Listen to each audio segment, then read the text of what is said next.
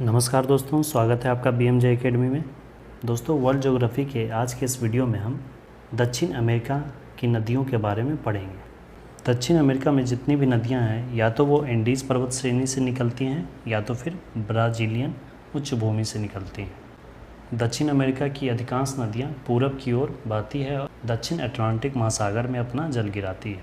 आइए दोस्तों, दक्षिण अमेरिका की सभी नदियों के बारे में डिटेल में पढ़ते हैं, उससे जुड़ी सभी महत्वपूर्ण तथ्यों को देखते हैं और फिर मैप के माध्यम से उनकी स्थिति को भी हम देखते हैं। दक्षिण अमेरिका की नदियाँ। दक्षिण अमेरिका की सबसे महत्वपूर्ण और सबसे बड़ी नदी है अमेजन नदी। विश्व का सबसे बड़ा अपवाह तंत्र अमेजन नदी का ही अपवाह क्षेत्र है। यह विश्व की सबसे चौड़ी नदी और विश्व की दूसरी सबसे लंबी नदी है। विश्व की सबसे लंबी नदी कौन है? नील नदी है। और दूसरी सबसे लंबी नदी अमेजन नदी है। ब्राज़ील की अमेजन नदी विषुवत रेखा के साथ साथ पूरब की ओर प्रवाहित होती है और इसका मुहाना बिल्कुल विषुवत रेखा पर ही स्थित है। यही कारण है कि अमेजन नदी घाटी में सालों भर वर्षा होती है। यह उष्णकटिबंधीय वर्षा वन का भंडार है। इन वनों को सिल्वास कहा जाता है। इन्हीं जंगलों में एनाकोंडा, जो कि अजगर की एक प्रजाति है, वो पाया जाता है। अमेजन नदी और निग्रो नदी के संगम के तट पर एक बंदरगाह मनौस है, जो दुनिया का सबसे अंतरतम बंदरगाह है। मेडीरा नदी अमेजन की सबसे बड़ी सहायक नदी है। अब आइए अमेजन नदी और इसकी जो सहायक नदियां हैं उन्हें मैप पर देखते हैं। ये देखिए दोस्तों, ये दक्षिण अमेरिका का प्राकृतिक मानचित्र है। आइए अमेजन नदी की स्थिति देखते हैं। ये अमेजन नदी है जिसमें कि सभी छोटी छोटी नदियां आकर मिल जा रही हैं। इस तरह से एक विशाल अपवाह तंत्र का निर्माण अमेजन नदी करती है। देखिए, ये जो डॉटेड लाइन है यही विषुवत रेखा है। अमेजन नदी का मुहाना बिल्कुल विषुवत रेखा पर ही स्थित है। यही कारण है कि यह जो क्षेत्र है यह उष्णकटिबंधीय वर्षा वन का भंडार है। तो उष्णकटिबंधीय वर्षा वन क्षेत्र हैं जिन्हें कि सिल्वास कहा जाता है। ये अमेजन नदी है और इधर से देखिए आ रहा है ये नेग्रो नदी, और ये दोनों यहाँ पे मिल जाते हैं। ये जहाँ पे मिल रहे हैं इनके संगम के स्थान पे ही, उस स्थान पे मनौस एक क्षेत्र है जो कि एक बंदरगाह भी है, और यह विश्व का सबसे अंतरतम बंदरगाह है। अंतरतम बंदरगाह का मतलब हुआ कि जो महासागर है उससे कितना अंदर। और अमेजन की सहायक नदियाँ तो देखी ना, ढेर सारी सहायक नदियाँ। इसमें से सबसे लंबी सहायक नदी है अमेजन की मेडीरा। ये देखिए यहाँ स्थित है। ये मेडीरा अमेजन की सबसे लंबी सहायक नदी है। इसका मुहाना ये देख रहे हैं, अमेजन का मुहाना, और ये उष्णकटिबंधीय वर्षा वन क्षेत्र है जिसे कि सिल्वास कहते हैं। अगला है ओरिनोको नदी। ओरिनोको नदी वेनेजुएला में स्थित है। इस नदी बेसिन में पेट्रोलियम के भंडार हैं। इसी कारण इसे तेल नदी भी कहा जाता है।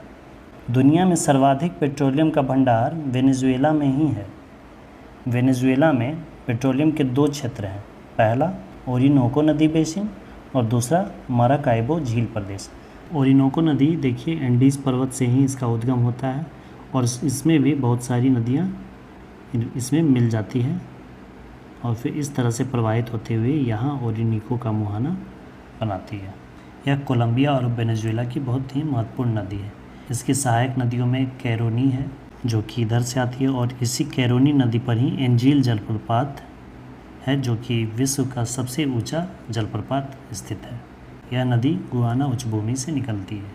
पेट्रोलियम के दो क्षेत्र हैं, पहला ओरिनोको नदी बेसिन और दूसरा माराकाइबो झील। माराकाइबो झील देखिए यहाँ स्थित है। ये देख रहे हैं माराकाइबो झील, उसी झील की घाटी में खनिज तेल का भंडार है। अगला है प्लाटा नदी तंत्र। प्लाटा नदी तंत्र में 3 प्रमुख नदियां हैं जो कि पराना, उरुग्वे और पराग्वे हैं। ये तीनों नदियां ब्राज़ीलियन उच्च भूमि से निकलती और दक्षिण की ओर प्रवाहित होती हैं। तीनों नदियों उरुग्वे, पराग्वे और पराना के सम्मिलित नदी तंत्र को, जो अपवाह तंत्र है इनका, पूरे अपवाह तंत्र को प्लाटा नदी तंत्र कहा जाता है। पराना नदी दक्षिण अमेरिका की दूसरी सबसे बड़ी नदी है। पराना नदी पर ही इटाइपू बांध का निर्माण किया गया है। पराग्वे और उरुग्वे नदी पराना की सहायक नदी हैं।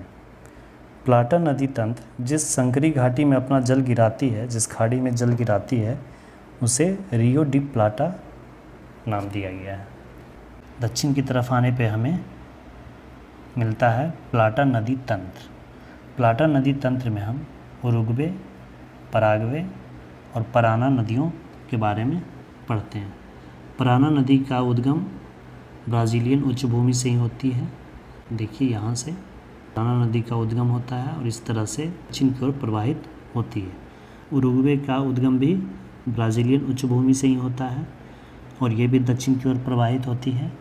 पराग्वे नदी का भी उद्गम ब्राज़ीलियन उच्चभूमि से ही होता है और ये आकर पहले पराना नदी में मिलती है और फिर आगे जाकर उरुग्वे भी पराना नदी में मिल जाती है और इन सब को सम्मिलित रूप से फिर प्लाटा नदी तंत्र कहते हैं।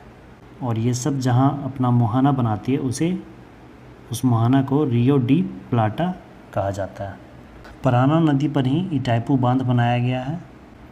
पराना नदी पर 2 जलप्रपात भी है, इगुआकू जलप्रपात और गुएरा जलप्रपात। अगला है साओ फ्रांसिस्को। यह भी ब्राज़ीलियन उच्चभूमि से निकलती है और सल्वाडोर की खाड़ी में अपना जल गिराती है। जल गिराने के पहले पलाओ अल्फांसो जलप्रपात का भी निर्माण करती है। साओ फ्रांसिस्को ये भी ब्राज़ीलियन उच्चभूमि से निकलती है। देखिए यहाँ से इसका उद्गम होता है। साओ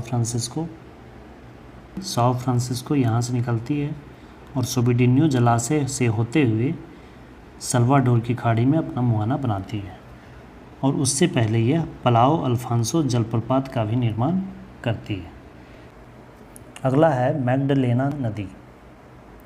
इसका उद्गम एंडीज पर्वत से होता है और यह कोलंबिया की महत्वपूर्ण नदी है और इसके मुहाने पर खनिज तेल का विशाल भंडार है। यह कोलंबिया की नदी है, यह भी एंडीज पर्वत से निकलती है। यहाँ से देखिए इसका उद्गम होता है और इस तरह से प्रवाहित होते हुए उत्तर दिशा में प्रवाहित होते हुए कैरिबियन सागर में अपना मुहाना बनाती है। अगला है कोलोराडो नदी। इसका उद्गम भी एंडीज पर्वत श्रेणी से ही होता है। यह अर्जेंटीना में प्रवाहित होती है और बाहिया ब्लांका की खाड़ी में अपना जल गिराती है। आइए इसे भी मैप पर देखते हैं। कोलोराडो नदी यह अर्जेंटीना की नदी है, अर्जेंटीना में बहती है ये। इसका उद्गम भी एंडीज पर्वत से होता है और इसमें भी बहुत सारी छोटी छोटी नदियाँ, सहायक नदियाँ इसमें मिलती है और इस तरह से प्रवाहित होते हुए ये बाहिया ब्लांका की खाड़ी में अपना मुहाना बनाती है। और इसके ठीक दक्षिण में एक और नदी है जिसका नाम निग्रो नदी है और एक निग्रो नदी अमेज़न की भी सहायक नदी है। एक निग्रो नदी ब्राज़ील में है जो कि अमेज़न की सहायक नदी है और एक निग्रो नदी अर्जेंटीना में भी है जो कि सान मावियस की खाड़ी में अपना मुहाना बनाती है। तो ये थे दोस्तों दक्षिण अमेरिका की सभी महत्वपूर्ण नदियाँ और उनसे जुड़े प्रमुख तथ्य। उम्मीद करता हूँ कि आपको ये वीडियो पसंद आई हो और आपके लिए हेल्पफुल हो। दोस्तों अगले वीडियो में हम दक्षिण अमेरिका में जो पर्वत श्रेणी है, एंडीज़ पर्वत श्रेणी के बारे में सभी जानकारी को देखेंगे और उस पर स्थित जो प्रमुख चोटियाँ हैं और प्रमुख ज्वालामुखी पर्वत हैं उन सभी के बारे में हम विस्तार से पढ़ेंगे। वीडियो को अंत तक देखने के लिए धन्यवाद दोस्तों। जय हिंद।